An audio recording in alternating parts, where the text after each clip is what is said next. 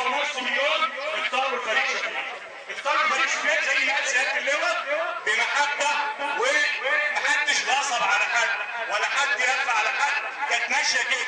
دلوقتي الانتخابات باظت انها تبقى شرسه في الاعاده، هيبقى بنسبه 50 ل 49، بنسبه 51 ل 50 ده الانتخابات. يبقى اذا الصوت له قيمه. ال5 مليون ونص دول يقدروا يستطيعوا. مش هستنى بقى اقف قدام اللجنه زي ما الناس بتقول المعركه دلوقتي اللي جاي هياخد مين؟ لا انت هتقدر تغيره قدام اللجنه ولا هيسمع كلامك قدام اللجنه. اذا ما كنتش تبذل مجهود في خلال الاسبوع ده تعدي على قرايبك وحبايبك واخواتك عشان طالما انت جاي بمحبه، يبقى لازم هذا المجهود قبل الصندوق تبقى واقف قدام اللجنه انت مستريح للمشكله لحاجه، لكن انت عارف اللي جاي ده اهو جاي هيدي للفريق احمد شفيق. اذا كنا صادقين وعايزين مصر وعايزين الامن وعايزين الاستقرار، يبقى